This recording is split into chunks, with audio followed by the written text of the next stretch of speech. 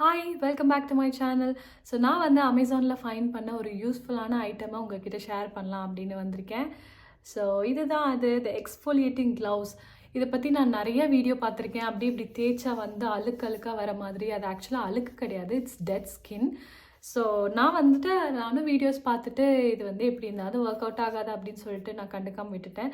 But N friend இதை use பண்ணிவிட்டு இது சூப்பராக ஒர்க் அவுட் ஆகுது அப்படின்னு சொல்லிட்டு சஜஸ்ட் பண்ணான்.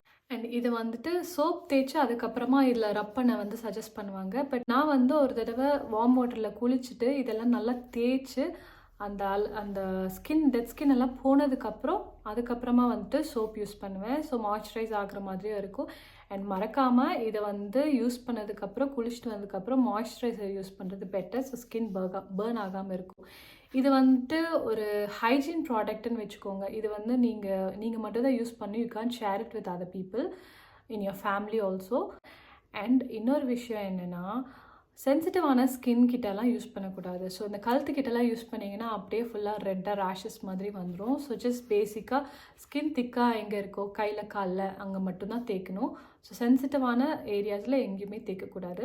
அண்ட் என் ஃப்ரெண்டும் வந்துட்டு சென்சிட்டிவ் ஸ்கின் இருக்கிற பொண்ணு தான். பட் அவளுக்கு வந்துட்டு எதுவும் ஆகலை, கையில் காலெல்லாம் தேய்ச்சி எதுவும் ஆகலை. So I think it's suit sensitive skin. நானும் உங்களுக்கு லைவாக டெமோ காமிக்கலான்னு கையில் காலில் நிறைய இடத்துல தேய்ச்சி பார்த்தேன். பட் நான் ரெகுலராக யூஸ் பண்ணுறனால நிறைய வரல. பட் கால் ஒரு சின்ன இடத்துல கண்டுபிடிச்சி தேய்ச்ச கரெக்டாக வந்துருச்சு. So this is how it looks.